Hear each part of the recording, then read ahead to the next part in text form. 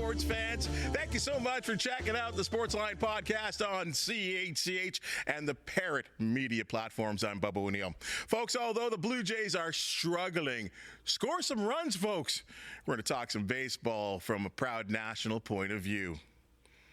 2025, a very special year for the Canadian Baseball Hall of Fame and Museum in beautiful St. Mary's, Ontario. Folks, with all due respect to the past, there is just no argument as this class of 2025 is the most major league we've ever seen, as 6 new inductees will be celebrated.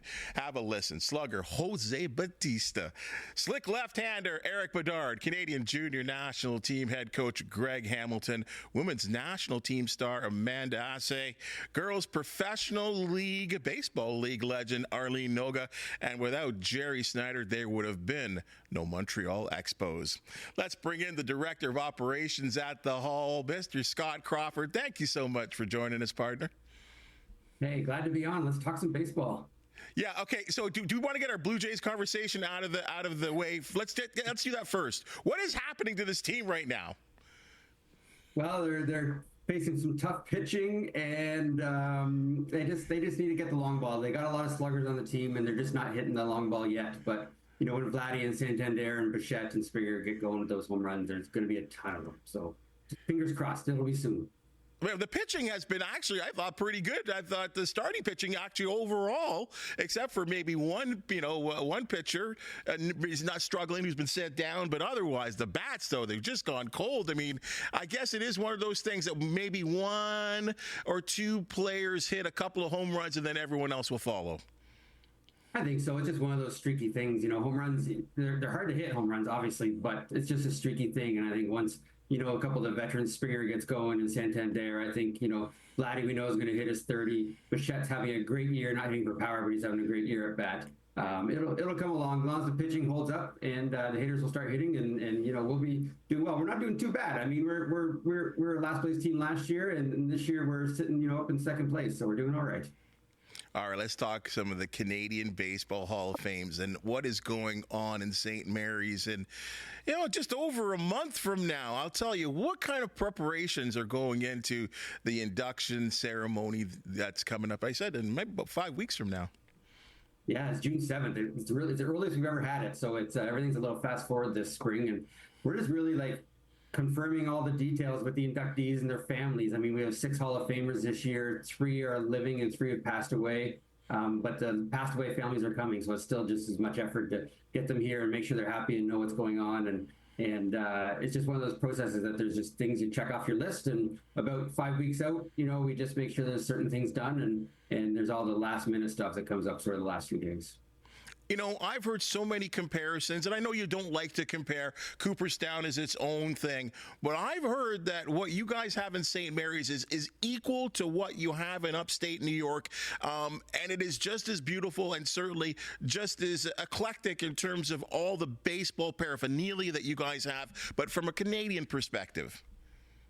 Yeah, I mean, we're the Canadian Baseball Hall of Fame. We obviously, Cooperstown is enormous and amazing. We've been around 50 years longer than us. They started in the 30s. We started in the 80s. We came to St. Mary's in 1994, so we've been open here 30 years. We have 32 acres of land with 4 ball fields, which is one thing that Cooperstown doesn't have. You know, so we have tons of kids playing ball. Our museum is smaller, but it's just jam-packed full of Canadian baseball history, whether you're a Canadian playing baseball around the world or players playing for the Blue Jays, Expos, or other various teams around Canada. So there's a lot to see and do here. It's got to be very special to you that I know people, and I'm sure as you do too, that just don't miss this celebration. Like they're there year after year after year, and now trying to open it up and bring it in. And I mean, a podcast like these, opening it up to a whole new public to get down to St. Mary's. Oh, for sure. We have the same ones. Like I get a lot of the volunteers that want to help each year, and the first thing they tell me is, I recognize all these people that, you know, that bought a T-shirt the last 10 years. They're back buying another T-shirt or a bat or getting a hot dog or a beer. You know, so the crowd is very similar. It grows every year. It's the event's outside, so it's always a little weather dependent. And of course, it always depends who gets inducted, how big the crowd is. Obviously, this year is Jose. We're expecting a very large crowd. All 6 are so well deserving, but you know, if a Blue Jay player always draws more people that day. A couple of days before the induction, I'm told that there's a big-time event happening called First Pitch, I believe. What's going on It there? is. It's at Left Field Brewery, Liberty Village this year. So just west of the Rogers Center. It's a small meet and greet ticketed event. Jose is going to be there. Fergie, Larry Walker is going to be there. Greg Hamilton and a few other Hall of Famers. So it's a great event because it's a small crowd, right? Induction day, there's thousands of people here. At this event, there's going to be 150 to 200 people. So it's a great up and close event where you can talk to the inductees and say hi, and get your picture and whatnot. And it's a little fundraiser we do in Toronto on the Thursday on June 5th. Like-minded people. I think that's really the key to an event like this. Everyone is on the same page. Old stories are being told. It really is just a calabash and a coming together of so many Canadian baseball lovers. It is, and that's what we are, and that's what our class is. It's players. It's players from a long time ago. It's executives. It's coaches. It's major league players. It's non-major league players. So our class this year is just as great as all the other years, and it has a wide variety. And it allows the general fan. I mean, most fans obviously love the players, but when you get deep into it, like you said at the beginning, Jerry Snyder, without him, who knows what would have happened with the Expos? And obviously there's millions of diehard Expo fans still out there. So it's a unique class, and it just brings all these people together in one room to talk some baseball. At an event like that, I mean, I know the first person I would go running to, and that'd be the Cubs pitcher. That'd be Ferguson Jenkins. I mean, that's the guy I want to sit down and have a talk about baseball with. Who would you say? I mean, it doesn't have to be a popularity contest, but who are the people that people just seem to flock to year after year when they show up to events like this? Well, you definitely hit it on the head. I mean, Fergie's the friendliest guy you'll ever meet. I mean, he'll sign his life away. He'll take pictures till he can't stand up anymore.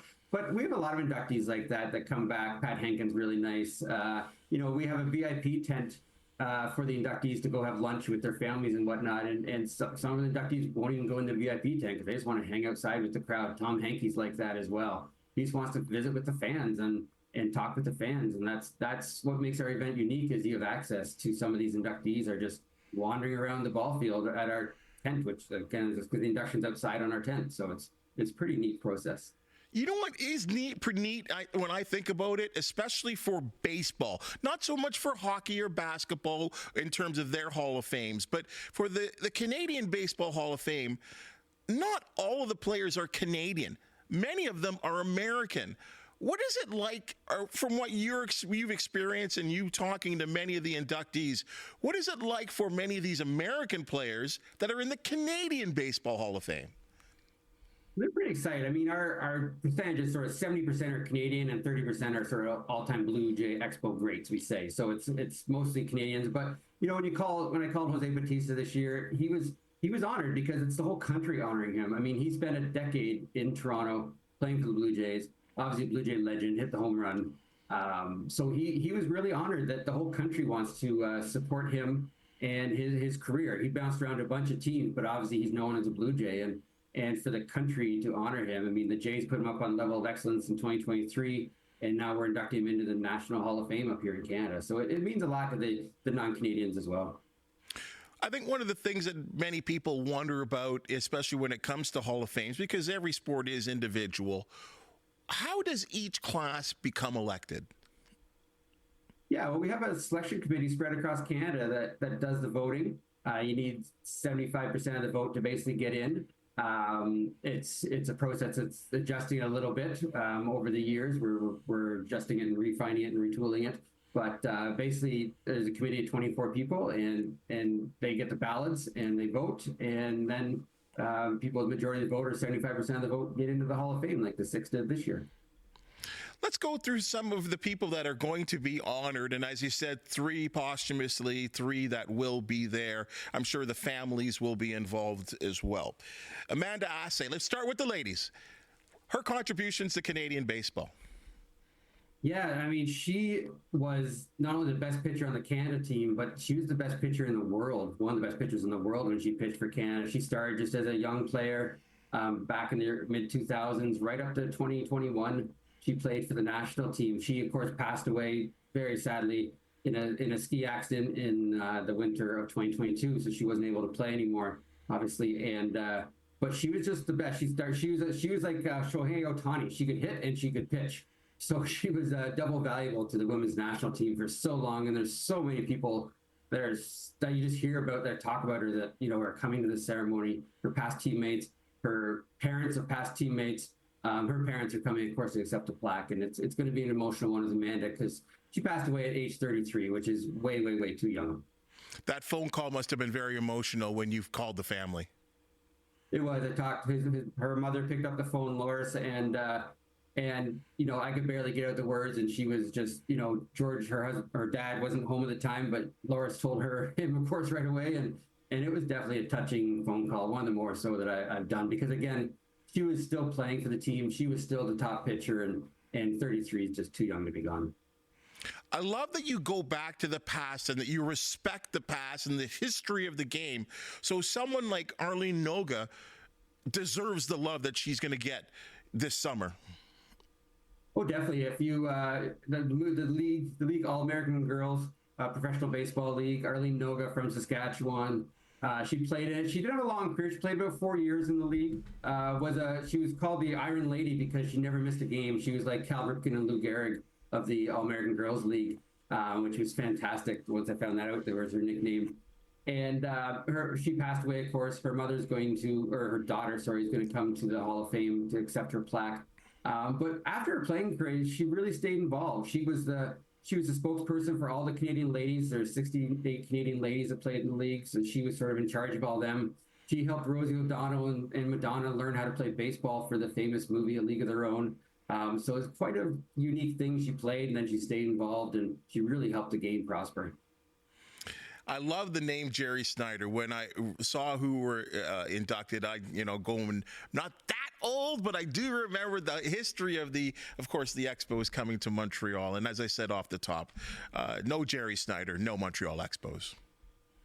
Yeah, he was really one of the pushers. I knew about him, of course, but I didn't know a ton about him because there wasn't a lot written about him. I mean, he was a city councilor for a long, long time, but he was in council in the 60s when they were trying to get a major league team in Montreal. And he basically made friends with the right people. He pushed the right buttons.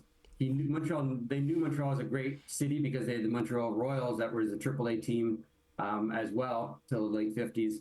And then they basically went in hard when the Major League Baseball said they wanted to expand, and Jerry led the charge, and he got Charles Bronfman on track. He got John McHale there, and the rest, you say, is history, because with McHale and Fanning and Bronfman and Jerry, they brought the Expos alive. I mean, does it kind of bother you? Because it bothers me that there are a segment of the population out there, the Canadian population, many Canadian baseball fans that never even saw the Montreal Expos. It is. We have a huge display with the Expos in here because we want to preserve their history because it's so fantastic. They started in '69. They left after 2004. So you're right. It's been 21 years since there was Montreal Expos baseball, and it's a sad thing, and that's why we just try to keep them alive. I mean, people buy their hats like crazy. We talk about Expos like crazy in the museum. They had so many great players from Andre Dawsons and Gary Carters and Larry Walkers and Vladimir Guerreros and Tim Wallachs. I go on and on about all these great, great players they had. And the Expos, the Expos were the first team, so that makes them extra important and extra special. You're so there are so many players, outstanding Hall of Famers that played with the Expos. I mean, Pedro Martinez, the big unit, it's unbelievable. Randy Johnson, we need another Jerry Snyder. Really, is that what we need to get something going in Montreal again and rebuild that that little, whether it be the National League, American League, Blue Jays, Expos rivalry. It's so sad. You remember the coaches as well, too. Greg Hamilton, synonymous with the national team for so many years. Well, Greg Hamilton has basically led the junior and national team since the mid-'90s. So he's at 30 years into that, running the programs. They've won gold medals at the Pan Am Games. They've attended the Olympics. World Baseball Classics. He's got, the best Rolodex for baseball in Canada for anyone. And he's got the relations. And it's just finally time to honor Greg. I mean, he's done so much in the last 30 years. He easily could have been in a couple of years ago, but this was his year, and he's so well deserving. And he'll be, there's so many players and people coming back to see Greg. You think Jose is the popular one, but a lot of people who played for Greg, that didn't necessarily make it far in pro baseball or anything, but Greg tutored them, and they want to come back and help honor Greg when he's here that day.